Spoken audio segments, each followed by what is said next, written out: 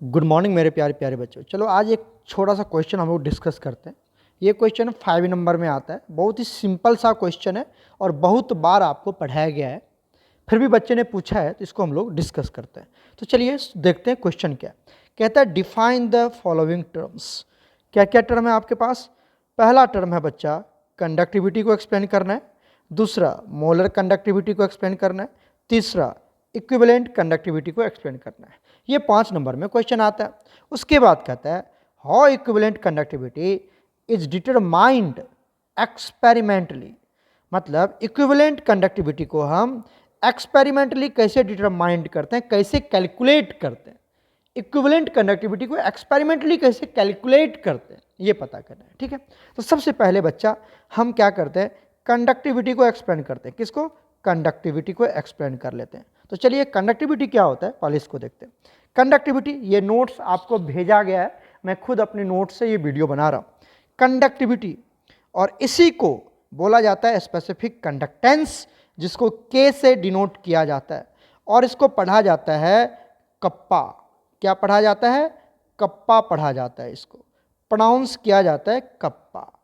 ठीक है, अब समझिए क्या होता है सर, इसको समझते हैं हम लोग। होता क्या? It is the conductance, specific conductance जो कि कंडक्टिविटी होता है।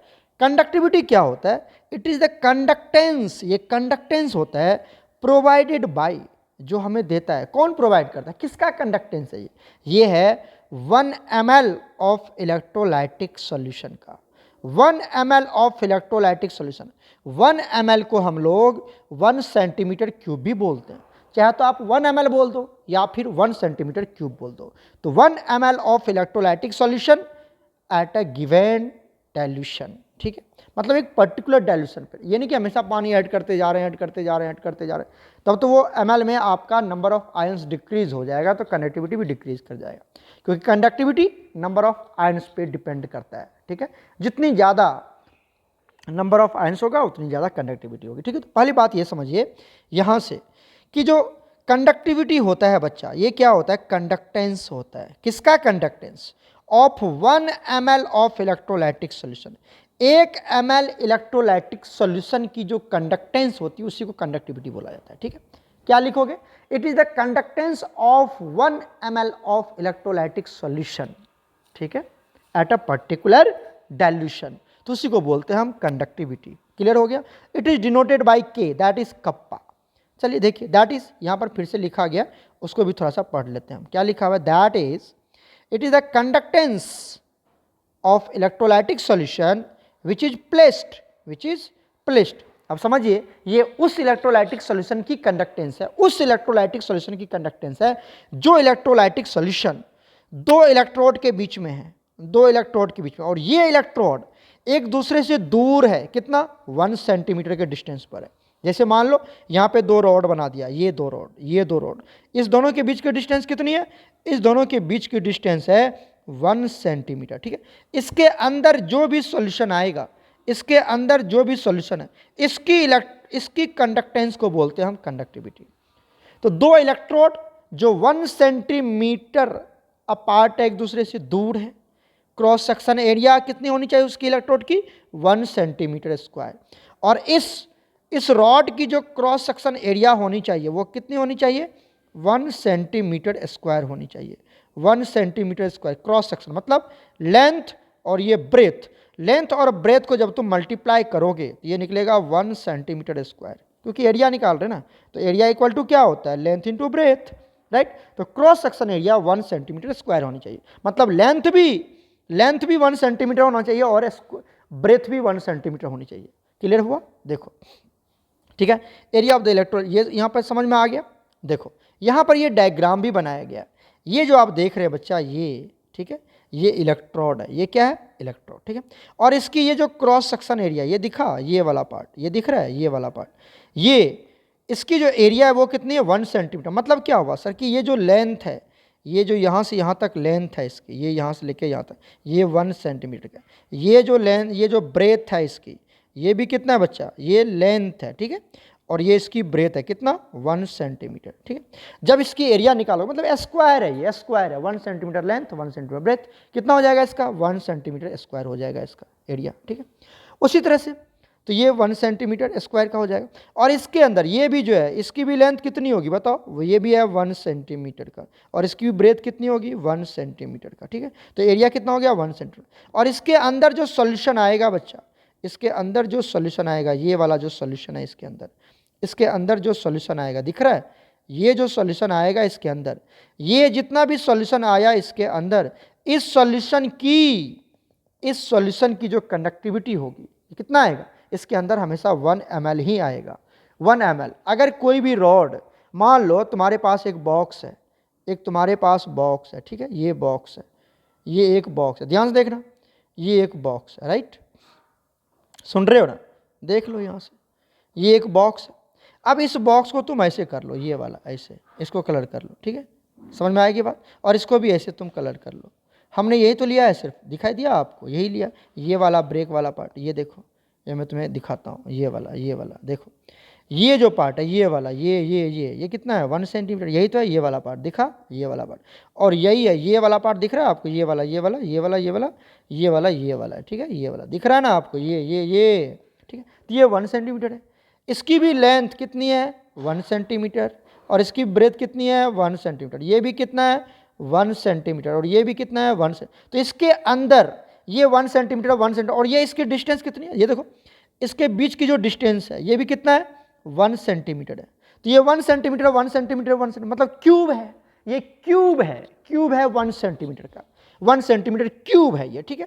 और इसके अंदर जो लिक्विड आएगा, पता है कितना लिक्विड आएगा इसके अंदर, ये 1 ml आएगा। कितना आएगा बच्चा 1 ml लिक्विड आएगा, 1 ml लिक्विड आएगा, और 1 ml लिक्विड ही आएगा। तो आप सीधा बोल दो कि 1 ml लिक्विड की, 1 ml इलेक्ट्रोलाइटिक सॉल्यूशन की जो कंडक्टेंस होती है उसी को कंडक्टिविटी बोलते हैं। ऐसे बोल दो या फिर ऐसे बोल दो, कैसे पता चला आपको, ये ऐसे, ये देखो, या फिर it is the conductance of the electrolytic solution which is placed between 2 electrode, 2 electrode के बीच में। अब क्या कहता है, अपार्टेड फ्रॉम 1 सेंटीमीटर। अच्छा बताओ यहाँ पे लेंथ कितनी है, लेंथ हो गया 1 सेंटीमीटर का, डिस्टेंस हो गया, मतलब बीच का डिस्टेंस कितना हो गया, यहाँ से लेके यहाँ तक कितना हो गया बोलो 1 सेंटीमीटर, ठीक है। उसके बाद कहता है बच्चा cross section area 1 centimetre square होनी चाहिए, मतलब वो क्यूब बना रहा है, वो क्या बना रहा है, क्यूब बना रहा है। क्लियर है ना, चाहे तो मैं एक्सप्लेन ऐसे कर दो या सीधा ऐसे लिख दो, क्लियर है, ये कंडक्टिविटी है, यहाँ तक लिख दिया हमने। मैथमेटिकली देखो, उसके बाद देखो, अगर मैथमेटिकली बात करो 5 नंबर का है तो लिख दो ये सब। मैथमेटिकली कंडक्टिविटी क्या होता है, it is opposite of resistivity. Conductivity resistivity का उल्टा होता है, कंडक्टिविटी रेसिस्टिविटी का उल्टा होता है, कंडक्टेंस रेसिस्टेंस का उल्टा होता है। अगर आपसे पूछता है कंडक्टेंस क्या होता है तो 1 रेसिस्टेंस होता है, ठीक है। अगर आपसे पूछता है कि कंडक्टिविटी क्या होता है तो 1 रेसिस्टिविटी होता है। क्लियर हुआ ना, ठीक है। तो 1 रेसिस्टिविटी मतलब अपोजिट ऑफ रेसिस्टिविटी होता है, मतलब कंडक्टिविटी इक्वल टू क्या लिख दिया 1 रेसिस्टिविटी, मतलब कंडक्टिविटी इक्वल टू 1 रेसिस्टिविटी। ये तो नहीं कर पाओगे, बच्चा वाला चीज़ है। अब आप जानते हो रेसिस्टिविटी निकालना है सर, हमें क्या निकालनी है बताओ, रेसिस्टिविटी निकाल सर। ये रेसिस्टिविटी क्या है आप देखो, आप जानते हो कि जो रेसिस्टेंस होता है, रेसिस्टेंस इक्वल टू क्या होता है, रेसिस्टेंस, या आपने पढ़ा होगा R इक्वल टू क्या होता है रो L अपॉन A, ठीक है। या ऐसे आपने पढ़ा होगा, ये ऐसे पढ़ा होगा 9th 10th की बात है। जो रेसिस्टेंस होता है R is directly proportional to length और इनवर्सली प्रोपोर्शनल टू एरिया होता है। तो R इक्वल टू क्या लिख सकते हैं, R is directly proportional to L upon A, और डायरेक्टली प्रोपोर्शनल को हटाते हैं तो R इक्वल टू एक कांस्टेंट लगाते हैं दैट इज रेसिस्टिविटी और L अपॉन A। क्लियर हुआ यहाँ तक, मतलब आपका इक्वेशन क्या आ गया, आपका इक्वेशन आ गया R इक्वल टू रो, जिसको रेसिस्टिविटी बोलते हैं, इनटू L अपॉन A। और हमें निकालना क्या है, हमें निकालना है रो निकालना है, इसको रो बोला जाता है, RHO, फिजिक्स में पढ़ते होंगे, रो रेसिस्टिविटी, ठीक है। तो यहाँ से ये निकालना, तो क्या करेंगे बताओ, ये हो जाएगा rho equal to R into A upon L, हो जाएगा सर, बिल्कुल हो जाएगा। Rho equal to RA upon L, तो यहीं पे लिख दिया रो, देखो यहाँ पे ये रो है, दिखा ये रो, ये रो का वैल्यू क्या दिया, आर ए अपॉन एल लिख दिया ना, आर ए अपॉन एल। तो यहाँ से क्या किया, ये देखो यहाँ से हमने क्या किया, ये जो आर होता है ये रेसिस्टेंस होता है, ये किसका उल्टा, ये क्या होता है ये बताओ, ये होता है आर, क्या होता है बताओ, आर होता है 1 अपॉन कंडक्ट। अच्छा चलो वो बाद में देख लेंगे। तो यहाँ से क्या निकलेगा, rho equal to resistance into A upon L. तो ये वाला जो पार्ट तो नीचे है ना सर, ये तो एल ऊपर चला जाएगा, एल कहाँ चला जाएगा बताओ, ये तो नीचे है ना, तो ये जो नीचे है इसका ये एल कहाँ चला जाएगा, ऊपर चला जाएगा। तो क्या बनेगा, यहाँ से बन जाएगा एल ऊपर चला जाएगा और ए नीचे बनेगा, तो एल अपॉन ए को नीचे कर दिया, इधर कर दिया। दिखा कि नहीं दिखा, फिर से दिखाऊं, ये देखो इधर देखो, बच्चा वाला चीज़ है, ये एल ऊपर चला गया और ए नीचे ही है, तो एल अपॉन ए, और ये 1 अपॉन आर अलग कर दिया, तो 1 अपॉन आर। 1 अपॉन आर को क्या बोलते हैं पता है आपको, 1 अपॉन आर को क्या बोले जाते हैं, रेसिस्टेंस का उल्टा है, तो क्या बोलेंगे, रेसिस्टेंस है ना 1 अपॉन आर, मतलब कंडक्टेंस बोलेंगे इसको, सी से डिनोट कर, 1 अपॉन आर मतलब सी कंडक्टेंस, और ये एल अपॉन ए। तो conductivity equal to conductance into cell constant, ये याद करना है आपको, ये याद कर लेना। क्या याद करना है बताओ, conductivity equal to conductance into cell constant L upon A, याद है। ये के क्या है, के है आपका कंडक्टिविटी, सी क्या है आपका कंडक्टेंस, और एल अपॉन ए क्या है आपका सेल कांस्टेंट। एल क्या है, एल क्या है बताओ, लेंथ ऑफ द सेल या बैटरी जो आप यूज कर रहे हैं यहाँ पर, ठीक है, या लेंथ ऑफ द इलेक्ट्रोड बोल सकते हैं आप, लेंथ ऑफ द इलेक्ट्रोड बोल सकते हैं। और एरिया क्या है, cross section area of the electrode, cross section area of the electrode. Clear हो गया। इस दोनों को डिवाइड कर देते हैं तो सेल कांस्टेंट। मान लो यहाँ पर ये आपका एक रॉड है, ये आपका एक इलेक्ट्रोड है, मान लो, ठीक है। तो ये जो पार्ट है, ये वाला पार्ट, इसको बोला जाता है क्रॉस सेक्शन, ठीक है। इसको क्या बोला जाता है, क्रॉस सेक्शन बोला जाता है, ये ए वाला पार्ट। और ये यहाँ से लेके यहाँ तक जो इसकी लेंथ है इसको बोला जाता है एल। तो this is the length of the electrode and A is the cross section area of the. Clear हो गया ना सब कुछ, ठीक है। अब आते हैं यहाँ पर यूनिट की बात कर लेते हैं। तो यूनिट क्या होता है, यूनिट ऑफ कंडक्टिविटी भी याद करना, साइमन पर सेंटीमीटर, या साइमन के लिए एस लिखते हैं, साइमन के लिए एस पर सेंटीमीटर। क्लियर हो गया। अब यहाँ पे एक न्यूमेरिकल है, इसको देख लेना, मैं आपको थ्योरी न्यूमेरिकल करने की जरूरत नहीं है, अगर करना चाहते तो कर लेना, बहुत ईजी बना हुआ है, सेल कांस्टेंट निकालना होता है तो निकाल सकते हो आप, ठीक है। यहाँ पर देखो, उसके बाद आता है मोलर कंडक्टिविटी। मोलर कंडक्टिविटी क्या होता है, जिसको मोलर कंडक्टेंस बोलते हैं, लैम्डा एम से इंडिकेट किया जाता है, ठीक है। It is the conductance of that volume of electrolytic solution which contain, molar मतलब 1 मोल, मोलर मतलब 1 mole, which contains 1 mole of electrolyte. कितना इलेक्ट्रोलाइट, वहां पर 1 ml ऑफ इलेक्ट्रोलाइट, वहां पर कितना, कंडक्टिविटी में 1 ml ऑफ इलेक्ट्रोलाइट, जबकि मोलर कंडक्टिविटी में 1 मोल ऑफ इलेक्ट्रोलाइट। पता चला आपको, 1 मोल ऑफ इलेक्ट्रोलाइट, और कंडक्टिविटी में क्या था बता, 1 ml ऑफ इलेक्ट्रोलाइट था, याद है, ठीक है। Electrolyte between 2 electrodes they are aparted from centimetre 1 centimetre each other, ये तो पता ही आपको। या फिर इसको ऐसे भी एक्सप्लेन कर सकते हो, कैसे, देखो, it is also defined as the total conducting power of all the ions formed when 1 mole of electrolyte is dissolved in a solution। जब 1 मोल इलेक्ट्रोलाइट को आप डिजोल्व करते हैं सॉल्यूशन में, वो जितना आपको कंडक्टेंस देता है, उसके आयंस जितना कंडक्टेंस देता है, उसी को बोलते हैं हम मोलर कंडक्टिविटी। मोलर मतलब 1 मोल, याद रखना, मोलर मतलब 1 मोल। ये बात आपको याद रखना है कि 1 मोल इलेक्ट्रोलाइट लेना, आपको कितना लेना है सर, 1 मोल इलेक्ट्रोलाइट। पता चला कि नहीं चला, 1 मोल इलेक्ट्रोलाइट लेना आपको, बस ये बात याद रखनी, बस हो गया, खत्म।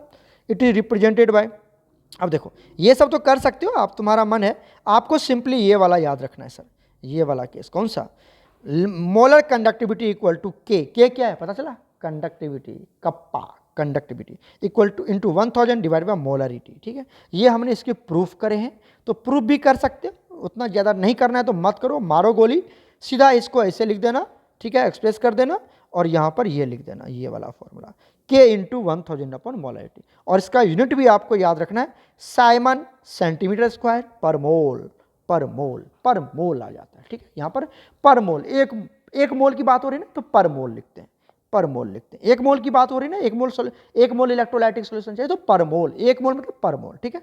चलिए उसी तरह से इक्विवेलेंट कंडक्टिविटी की बात करते हैं, लैम्डा इक्यू से डिनोट करते हैं। It is also known as equivalent conductance, जिसको उसको मोलर कंडक्टेंस, इसको equivalent conductance. It is defined as the conductivity of that solution which contains. अब देखो यहाँ पर इक्विवेलेंट है, तो इक्विवेलेंट का केस कहाँ से आता है? 1 gram equivalent of electrolyte. Equivalent कहाँ आता है? 1 ग्राम। 1 ग्राम इक्विवेलेंट आपको इलेक्ट्रोलाइट चाहिए। 1 ग्राम इक्विवेलेंट इलेक्ट्रोलाइटिक सॉल्यूशन जितनी कंडक्टेंस प्रोवाइड करेगा आपको वही होगा इक्विवेलेंट कंडक्टिविटी। ठीक है, 1 ग्राम इक्विवेलेंट ऑफ इलेक्ट्रोलाइट ले लो। 1 ग्राम इक्विवेलेंट क्या होता है? इसका मैथमेटिकल एक्सप्रेशन अलग होता है। पहले इक्विवेलेंट वेट निकालते हैं, फिर ग्राम इक्विवेलेंट, पढ़े हो ना इस तरह से। ग्राम इक्विवेलेंट क्या निकालते हैं हम लोग? Given mass upon molar mass. फिर मोलर मास कैसे निकालते हैं हम लोग? ग्राम इक्विवेलेंट समझ रहे हो ना कैसे निकालते हैं? देखो, अगर ग्राम ऐसे लिखना नहीं है आपको, सिंपली ये याद करना। ग्राम इक्विवेलेंट जो हम लोग निकालते हैं, ग्राम इक्विवेलेंट, ये निकालते हैं equivalent weight by n factor. ठीक है, बहुत इसका एक्सप्रेशन अलग है। और इक्विवेलेंट वेट कैसे निकालेंगे? इक्विवेलेंट वेट होता है मोलर वेट या molar mass by n factor. ठीक है, इस तरह से आपको निकालना पड़ेगा। तो बहुत इसका अलग मेथड है, तो उसको छोड़ दो। तो सीधा आप याद कर लेना यहाँ से कि जो हम कैलकुलेट करते हैं ये 1 ग्राम इक्विवेलेंट ऑफ इलेक्ट्रोलाइट जितना आपको कंडक्टेंस देगा, प्रोवाइड करेगा उसके आयंस, वही इक्विवेलेंट कनेक्टिविटी होगी। ठीक है, या फिर it is defined as the conductance of all the ions produced from किससे 1 ग्राम इक्विवेलेंट ऑफ इलेक्ट्रोलाइट। वही तो बता रहा हूं मैं तभी से कि 1 ग्राम इक्विवेलेंट इलेक्ट्रोलाइट को पानी में डाल दो। ठीक है, जैसे हमने NaOH ले लिया, इलेक्ट्रोलाइट है। HCl ले लिया, इलेक्ट्रोलाइट है, टूट जाता है आयंस में, डिसोसिएट हो जाता है। इसको कितना लेना sir?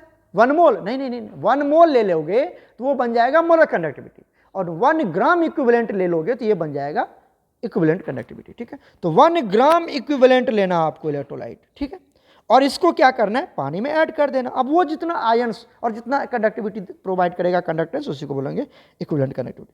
Present in the electrolyte is separated by 1 centimetre. ठीक है, 2 इलेक्ट्रॉन ले लेना 1 सेंटीमीटर के डिस्टेंस पर, बस वही गेम करता है।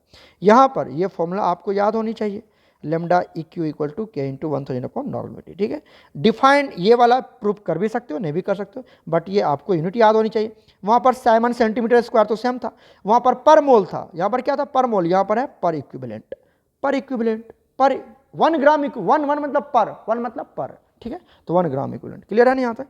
अब बात आता है सर कि सर ग्राम इक्विवेलेंट कैलकुलेट कैसे करते हैं एक्सपेरिमेंटली। अब देखो यहाँ से सबसे पहले आपको नॉर्मलिटी तो दिया हुआ रहता है क्वेश्चन में, इसको तो कोई टेंशन ही नहीं है। आपको मेनली ये निकालना है के। अगर आपको कहता है कि how molar conductivity is calculated experimentally और how equivalent conductivity is experimentally determined experimentally, तो दोनों बात एक ही है। सबसे पहले आपको के निकालना पड़ेगा।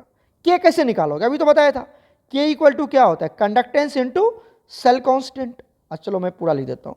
के क्या है? देखो यहाँ पर कंडक्टिविटी मतलब के। ये किसका आंसर है पता है? कि how equivalent conductivity is calculated experimentally, उसका आंसर बता रहा हूं। तो ये कंडक्टिविटी इक्वल टू कंडक्टेंस, क्या लिखोगे? कंडक्टेंस मतलब C इंटू सेल कांस्टेंट। ठीक है, सेल कांस्टेंट क्या लिख दिया? L अपॉन ए। क्लियर है यहाँ तक? मतलब इसको शॉर्ट फॉर्म में लिख दो, K इक्वल टू C। के ये हो गया, C ये हो गया, इंटू सेल कांस्टेंट के लिए L अपॉन ए। तो सबसे पहले सर अब यहीं से लिख दो ना, क्या बताएंगे? First we will calculate length of the conductor, length of the electrode, then we will calculate area of the electrode, cross section area of the electrode. उसके बाद क्या कैलकुलेट करोगे? Then we will calculate conductance of the solution, and then after solving these 3 terms, then we will find out the value of conductivity. ठीक है, conductivity, ये conductivity निकला। After that no value of conductivity will be calculated and then we will put this value in the equivalent conductivity, we can find out equivalent connectivity. ठीक है, तो आपको इतना नहीं कि पूछा जाएगा कि how will you will find the equivalent connectivity experimentally. ये सब BSc में आ जाता है बच्चा, BSc पार्ट 1 पार्ट 2 का बात होता है, इतना नहीं पूछा जाएगा। लेकिन आपको मोलर कंडक्टिविटी, इक्विवेलेंट कंडक्टिविटी और कंडक्टिविटी क्या होता है ये तीनों याद रखना है, बोर्ड में आता ही आता है। और एक्सपेरिमेंटली कैसे फाइंड आउट किया जाएगा? ठीक है, सबसे पहले आप क्या पता करोगे? अगर आपसे पूछ लिया तो सबसे पहले क्या लिखोगे, we will find out, first we will find out, we will बताओ find out the length and cross section area of the electrode. Now we will also calculate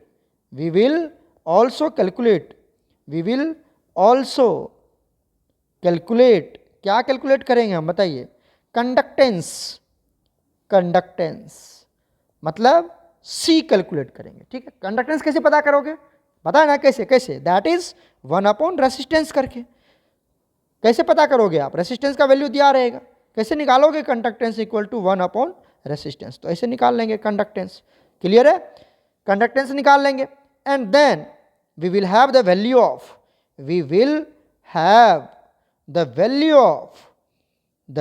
of किसका बताओ, के मतलब कंडक्टिविटी, ठीक है। Now we will put this value in equivalent conductivity and we will have the value of equivalent conductivity, ठीक है। के का वैल्यू वहां पर पुट कर देंगे और निकल जाएगा। तो इस तरह से थ्योरी बना लेना, इसमें ज़्यादा कोई भी टेंशन लेने की बात नहीं है। वीडियो थोड़ा लेंदी हो रहा है, आप इसको वॉच कर लेना, नोट्स आपको भेजा गया है, बस ये वाला आप वीडियो आगे पॉज करके देख सकते हो, इस तरह से लिख सकते हो, ठीक है। इसमें कोई कंसेप्ट है ही नहीं बच्चा। और दूसरी बात, आप बोल रहे हो डेरिवेशन क्या करें, डेरिवेशन कुछ नहीं करना, आपको डेरिवेशन आता ही नहीं है। कहाँ आता है डेरिवेशन, देखो कहीं डेरिवेशन है क्या। मैंने बोला ये प्रूव करने वाले आप कर भी सकते हो, नहीं भी कर सकते हो, आपके मन पे डिपेंड करता है। 5 नंबर का तो कर लो, नहीं छोड़ दो। ये प्रूफ कर भी सकते हो, नहीं भी कर सकते, छोड़ दो, सीधा लिख दो, आगे निकल लो। यूनिट ये सब लिख के आगे निकल लो, डेफिनेशन यूनिट और फॉर्मूला लिख दिया बस। यहाँ पर देखो, यहाँ पर ये सब आप कर सकते हो, 5 नंबर आराम से आएगा बच्चा, कर लो। क्लियर, कोई दिक्कत। चलो इसको यहीं पे रहने देते हैं, फिर नेक्स्ट क्वेश्चन जो आपका है उसको हम लोग नेक्स्ट वीडियो में देखते हैं। ओके बच्चा, गॉड ब्लेस यू।